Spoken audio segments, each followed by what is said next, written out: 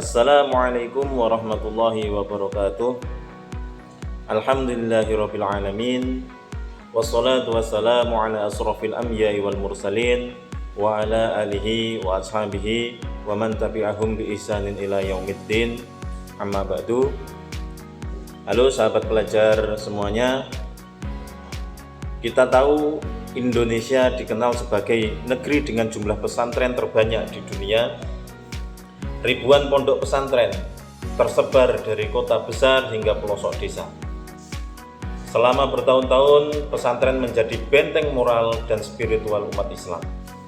Namun kini, pesantren dihadapkan pada tantangan zaman, yaitu perkembangan teknologi informasi dan digital.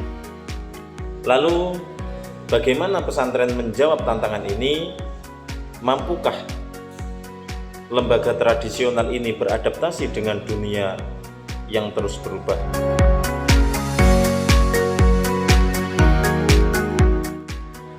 Sejak zaman Wali Songo hingga era kemerdekaan, pesantren menjadi pusat penyebaran Islam, tempat pengkaderan ulama, dan benteng kearifan lokal.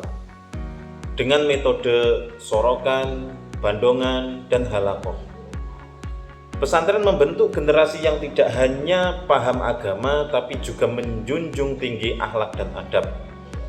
Namun, di era revolusi industri sekarang ini, dunia sudah berubah. Informasi menyebar sangat cepat.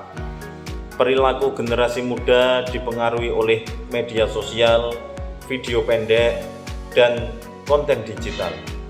Jika tidak beradaptasi, pesantren bisa saja tertinggal.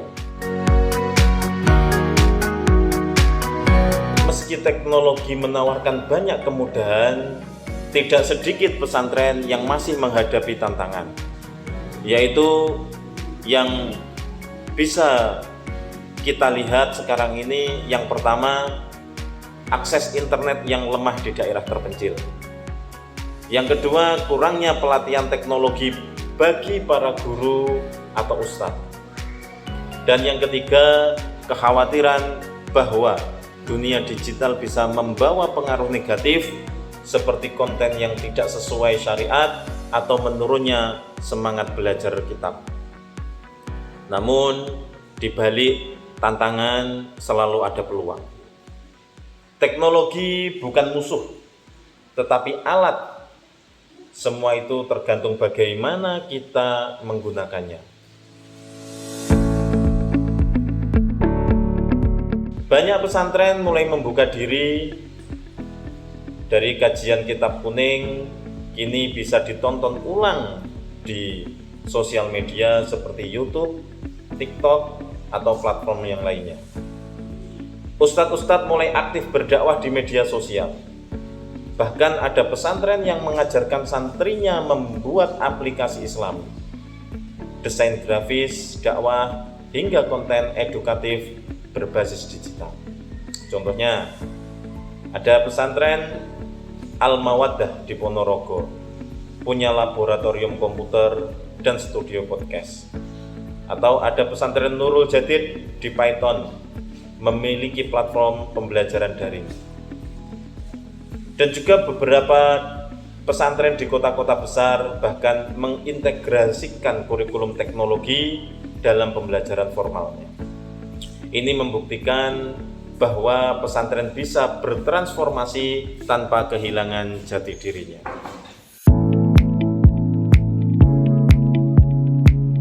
Kunci utama keberhasilan adaptasi ini adalah sinergi.